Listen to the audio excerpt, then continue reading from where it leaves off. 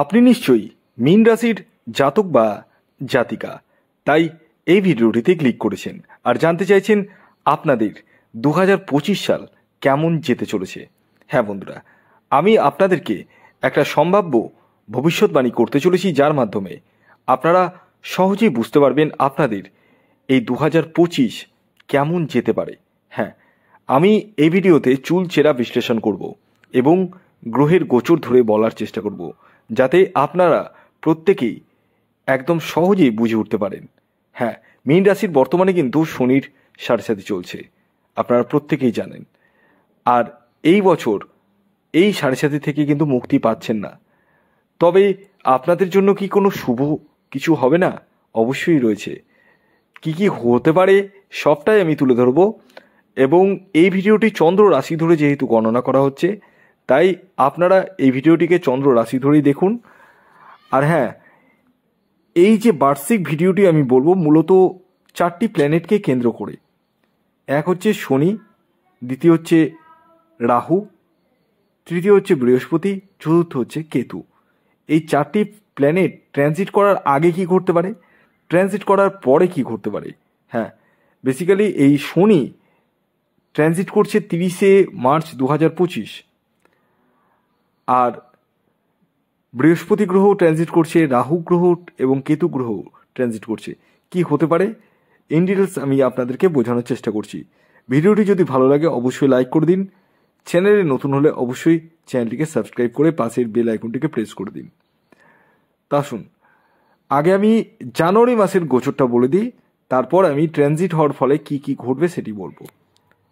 আপনাদের রাশি হচ্ছে মীন, আর আপনাদের রাশির অধিপতি গ্রহ হচ্ছে কে? বৃহস্পতি।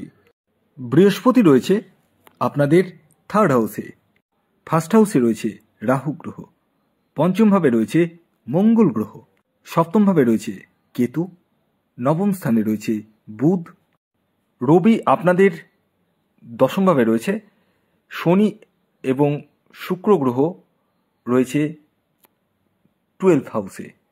এবং এই বছর আপনাদের শনির সাড়ে দ্বিতীয় চরণে পা রাখতে চলেছেন 30শে মার্চ 2025 থেকে। প্রথম চরণ সমাপ্ত হবে এবং পড়বে এবার দ্বিতীয় চরণ।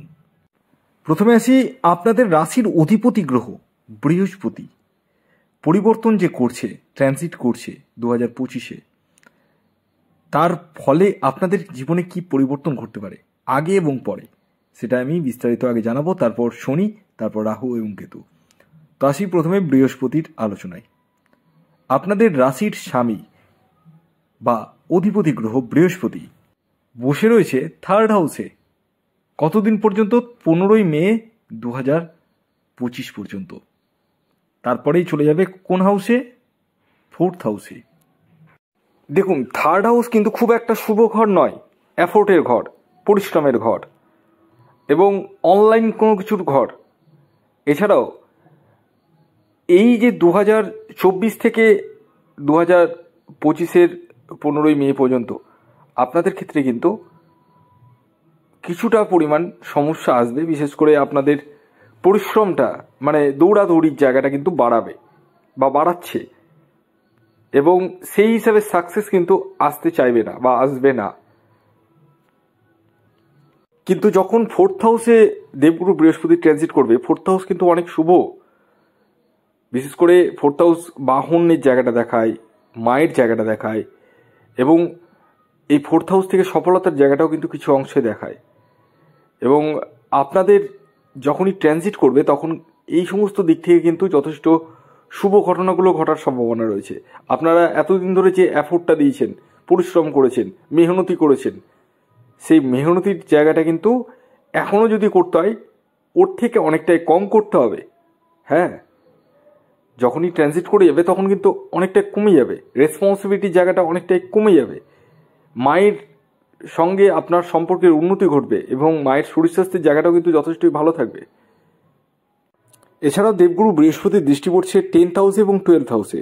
10th হাউসে পড়ার ফলে আপনাদের কাজের জায়গায় যে প্রেশারটা ছিল সেটা কমে যাবে, এবং নতুন নতুন সফলতা, মানে আপনি দীর্ঘদিন ধরে অনেক কিছু ভাবছিলেন, সেই জায়গাটা অ্যাচিভমেন্ট করতে পারছিলেন না, সেই অ্যাচিভমেন্টের জায়গাটা কিন্তু আনবে।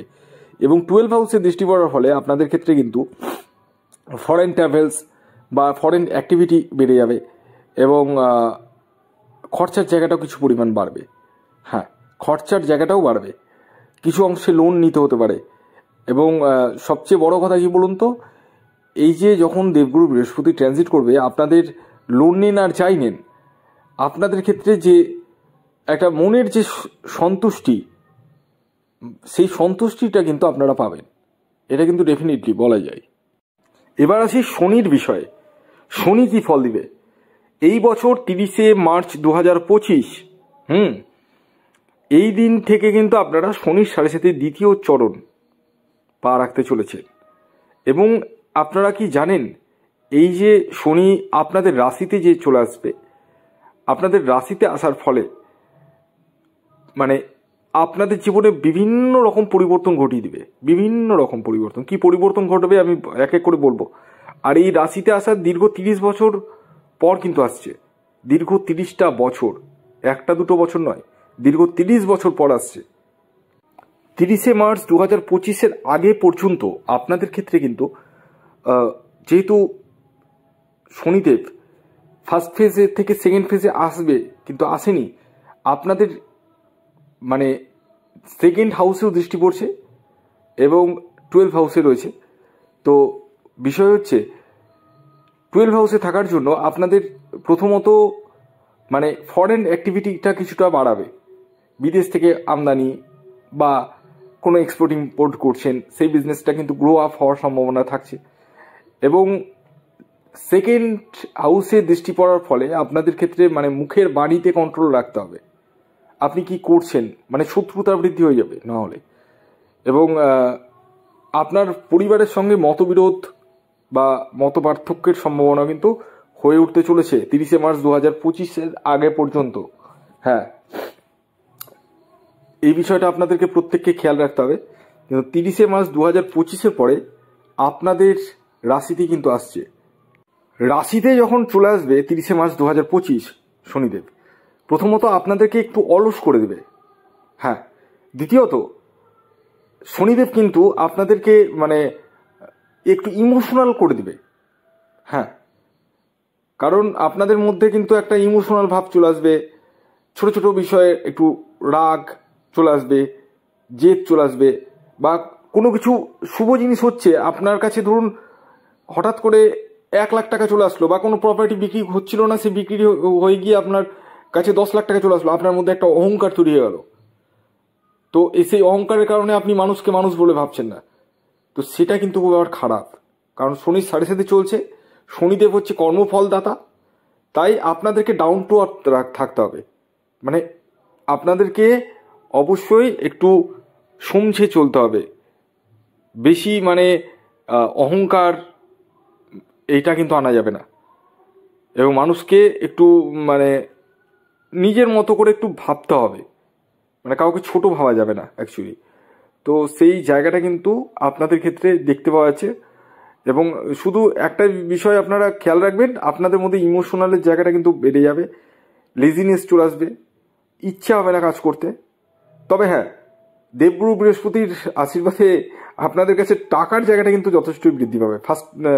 ফার্স্ট ফেজে শনির 7.5 ফার্স্ট ফেজে যে টাকা কামিয়েছেন, সেকেন্ড ফেজে কিন্তু ওর থেকে বেশি টাকাই কামাবেন। মানে অর্থের জায়গাটা যথেষ্ট ভালো থাকলে আপনাদের মধ্যে কিছু কিছু এই সমস্যাগুলো কিন্তু আসবে। এবার আসি রাহু কেতুর বিষয়ে। রাহু এবং কেতু 18 মে কিন্তু ট্রানজিট করছে। হ্যাঁ, রাহু চলে যাবে 12 হাউসে এবং কেতু চলে আসবে 6th হাউসে। তো একটা কথা বলি, বিদেশি জায়গাটা বাড়বে, মানে বিদেশি গতিবিধির জায়গাটা বাড়বে আপনাদের মধ্যে। মানে এতদিন ধরে 18 মের আগে পর্যন্ত যে কোনো কিছু করবো ভাবছেন, করতে পারছিলেন না, ইচ্ছা হচ্ছে কিন্তু 10 কদম এগাচ্ছেন তো 50 কদম পিছিয়ে যাচ্ছেন, 2 কদম এগাচ্ছেন তো 10 কদম পিছাচ্ছেন। এই যে এগানো পিছানো, সেই জায়গাটা কিন্তু থাকবে না। আপনাদের মধ্যে একটা আলাদা এনার্জি তৈরি হয়ে যাবে যে করবো, লড়বো, জিতবো, এই যে একটা চিন্তা ভাবনা কিন্তু তৈরি হবে। আর কেতু থাকছে 6th হাউসে ট্রানজিট হয়ে যাওয়ার পরে। একটা জিনিস অবশ্যই খেয়াল রাখবেন, মানে গুপ্ত শত্রুতা যথেষ্ট পরিমাণ বৃদ্ধি পাবে, গুপ্ত শত্রুতা। আপনাকে নিয়ে জেলাসি, আপনাকে নিয়ে মানে কথা চালাচালি, আপনাকে নিয়ে ষড়যন্ত্র বাড়বে। এবং 6th হাউসে থাকার ফলে আপনাদের মধ্যে কিন্তু একটা জিনিস সবচেয়ে বেশি কমন দেখা যাবে, সেটা হচ্ছে আপনারা একটু ওভার থিঙ্কিং হয়ে পড়বেন। ছোট ছোট বিষয়ে ওভার থিঙ্কিং করে ফেলবেন এবং মানুষকে বিশ্বাস করে ফেলবেন, আর বিশ্বাস করার ফলে ঠকেও যেতে পারেন। তাই কোনো অর্থ দিয়ে বা কাউকে কোনো কিছু দিয়ে ওই মানে বিশ্বাসটা কিন্তু করবেন না, বা কোনো কথা বলে বিশ্বাস করবেন না। এই সময় কিন্তু আপনাদের কোর্ট কেস, মামলা মোকদ্দমা হয়ে যাওয়ারও সম্ভাবনা রয়েছে। কেতু রাহু যখন ট্রানজিট করবে, এই জায়গাটা কিন্তু একটু খেয়াল রাখতে হবে। ওভারঅল কিন্তু মানে মীন রাশির জন্য এই 2025 সাল অনেকটাই শুভ। বাকিটা নির্ভর করবে আপনার নিজস্ব ব্যক্তিগত জন্মছকের উপর। যারা আমার সাথে পরামর্শ করতে ভাবছেন তারা স্ক্রিনে দেওয়া হোয়াটসঅ্যাপ বুকিং নাম্বারে যোগাযোগ করতে পারেন। ধন্যবাদ।